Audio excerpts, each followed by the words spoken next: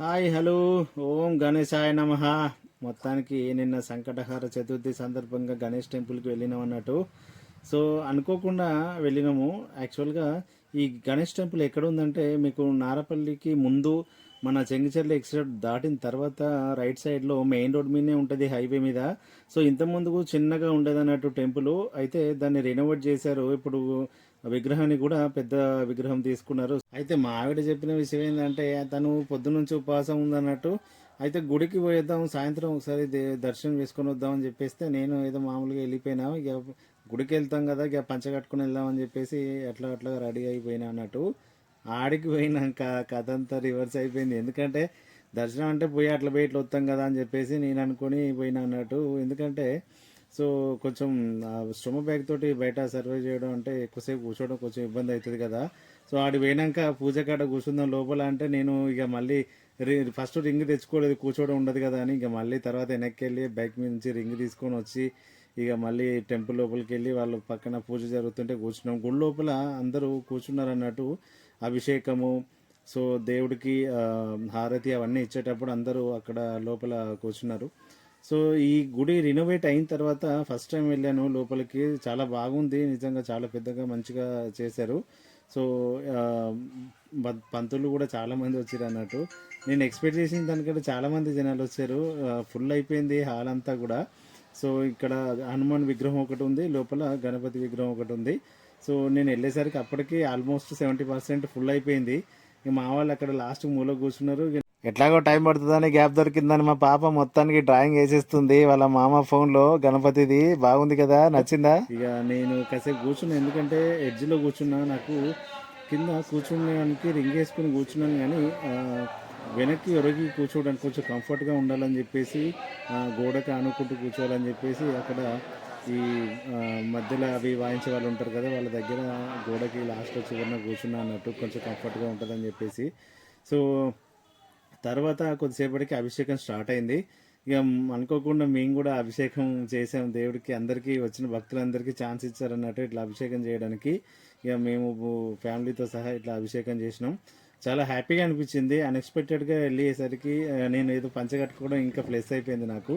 ఇక అక్కడే మా బామ్మర్ది హోమం చేయడానికి టికెట్ తీసుకున్నాడు అన్నట్టు, హోమానికి కూడా. ఇక నేను ఇక ఆలోచించిన, ఎందుకంటే కూర్చుంటున్నా లేదా అంతసేపు హోమం చేయడానికని. సో ఆ హోమం పక్కనే ఇట్లా గోశాల ఉందన్నట్టు, చిన్న గోవులు వాటి పిల్లలు అవి ఉన్నాయి. చాలా మా పాప చాలా బాగా ఎంజాయ్ చేసింది. ఇక అక్కడే పక్కనే హోమగుండం కూడా పెట్టారన్నట్టు, పెద్ద ఒక షెడ్ లాగా వేసి. అప్పుడే ఇంకా రినోవేషన్ కూడా కంప్లీట్ అవ్వలేదు, కన్స్ట్రక్షన్లో ఉంది. సో ఏదో మొత్తానికైతే ఇక అంటే ఇది పంచ తెచ్చుకున్నాను కానీ, పంచ కట్టుకున్నాను కానీ పైన కండువ తెచ్చుకోలేదు. ఇక మర్చిపోయాను అన్నట్టు తీసి. సో నేను ఒక్కడనే కండువ వేసుకోకుండా పైన అట్లా కూర్చున్నాను. సో పర్వాలేదు మొత్తానికి. మేము 6 గంటలకి గుడికి వెళ్తే హోమం అంతా అయిపోయేసరికి నిజంగా 9 దాటింది. నిజంగా నేనైతే అస్సలు ఎక్స్పెక్ట్ చేయలేదు అంతసేపు కూర్చోవడము. కొద్దిగా ఇబ్బంది అనిపించింది, బట్ పర్వాలేదు, నేనైతే కొంచెం మేనేజ్ చేశాను. ఏదో అట్లా దేవుడు అంటే హోమంలో కూర్చున్న తర్వాత కొద్దిగా ఇబ్బంది అనిపించింది ఫస్ట్లో. ఇక తర్వాత గణేష్ తలుచుకున్న, ఇక మొత్తానికి ఏదోలాగా హోమం కూడా కంప్లీట్ చేసిన. సో హోమం అయిపోయిన తర్వాత అక్కడే భోజనాలు కూడా పెట్టారు, అంటే ప్రసాదం లాగా పెట్టారు. కాకపోతే ఏంటంటే ఫుల్ క్రౌడ్ వచ్చేసారు. నిన్న ఆ టెంపుల్కి అదే ఫస్ట్ టైం అంట అంత క్రౌడ్ రావడము. సో చాలా తోసుకున్నారు. నాకు కొంచెం ఇబ్బంది అనిపించింది, ఇంకా బయటకు వెళ్దాం, ఇంకా ప్రసాదం ఇంకా వద్దులే అని అనుకున్న టైంకి వాళ్ళు మమ్మల్ని చూసి, నేను పాపను ఎత్తుకున్న వాళ్ళు పక్కకి రండి అంటే నేను వెళ్ళి పక్కకి వెళ్తే ఇక వాళ్ళు ప్రసాదం ఇచ్చారు. పాపకి నాకు ప్రసాదం దొరికింది. కొద్దిగా ప్రసాదం తినేసి ఇంటికి వెళ్ళేసరికి 10 అయింది. మీరు ఒకటి గమనించారా, నేను స్టోమ బ్యాగ్ కనిపించకుండా కవర్ చేసుకున్నాను కదా. సో యాక్చువల్గా ఏంటంటే బెల్ట్ పెట్టుకున్నాను నేను. హెర్నియా సపోర్ట్ బెల్ట్ ఉంటుంది కదా, మీకు ఇంతకుముందు వీడియోస్లో చూపించాను, అది పెట్టుకున్నాను అన్నట్టు. సో ఆ బెల్ట్ పైనుంచి పంచ కట్టుకున్నా. పంచ కొంచెం పొడుగు ఉండేసరికి కవర్ అయిపోయింది. నేను కూడా కొంచెం ఇబ్బంది అవుతుందేమో అని, షర్ట్ ఇప్తే ఏమైనా తెలుస్తుందేమో అది ఇది అనుకున్నాను. కానీ బట్ ఇక అంత పెద్దగా ఫీల్ అయ్యేది ఏం లేదు, ఎందుకంటే మనం దాచిపెట్టుకోవడానికి ఏముందిలే అని చెప్పేసి మొత్తానికి పూజ అయ్యేంతవరకు ఆ స్టోమ బ్యాగ్ని అట్లా కవర్ చేస్తూ కొంచెం ఇబ్బంది అనిపించింది. 1-2 సార్లు స్టొమక్ దగ్గర ప్రెస్ అయినట్టు అనిపించింది కానీ బట్ ఓకే కవర్ చేసేసాను. ఇక మా పాప గుడి లోపల ఉన్నంతసేపు నిద్ర వస్తుంది అన్నట్టుగా యాక్టివ్ పడుకునిపోయింది. హోమం దగ్గర తీసుకొచ్చి నా పక్కనే కూర్చోబెట్టుకున్నా. ఇక కాసేపు ఫోన్ పట్టుకొని వీడియోలు తీసింది. హోమం దగ్గర కూర్చొని బాగా తను కూడా ఎంజాయ్ చేసింది మొత్తానికి.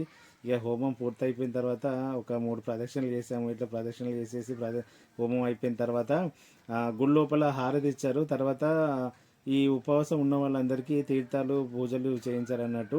సో అదంతా అయిపోయిన తర్వాత లాస్ట్లో చివరిలో ప్రసాదం పెట్టారు. 9:30 అట్లా అయింది. నేను అసలు ఎక్స్పెక్ట్ చేయలేదు 6 గంటలకు వెళ్ళి 9:30 10 గంటల దాకా ఉండాల్సి వస్తుందని. బట్ ఏమో గణపతి నన్ను అట్లా కొంచెం ఎంకరేజ్ చేసినట్టు అనిపించింది. ఇక ఇది నిన్న జరిగిన వ్లాగ్. ఇప్పటివరకు మన ఛానల్ సబ్స్క్రైబ్ చేసుకోకుండా ఎవరైనా చూస్తే ప్లీజ్ సబ్స్క్రైబ్ చేసుకోండి. మీ సపోర్ట్ ఉంటే నేను ఇట్లా యాక్టివిటీస్ కానీ నా ఇన్ఫర్మేషన్ కానీ హెల్త్ అప్డేట్స్ కూడా ఇస్తూ ఉంటాను. వీడియో చూస్తున్నప్పుడు లైక్ చేయడం మర్చిపోద్దు. థ్యాంక్ యూ అండి, thank you for your support. So ఇది ఈరోజు జరిగింది. మీకు ఈ వీడియో నచ్చితే మీరు మీ ఒపీనియన్ ఏంటో కామెంట్ చేయండి. ఏమన్నా గమనించారా? నేను ఈ వీడియోలో ఒకటి స్టార్టింగ్లో పెట్టాను కదా, గణపతి విగ్రహం దగ్గర మొత్తం వాళ్ళు పెట్టిన ప్రసాదం బెల్లం అంతా ఒక్కసారిగా అట్లా పడిపోయింది. ఆ ప్రసాదం కూడా మేము తెచ్చుకున్నాము. సో అంటే అది యాదృచ్ఛికంగా అట్లా అంటే ఒక్కసారి హైట్ ఎక్కువేసరికి అట్లా పడిపోయింది అన్నట్టు. ఓకే ఉంటా, బాయ్.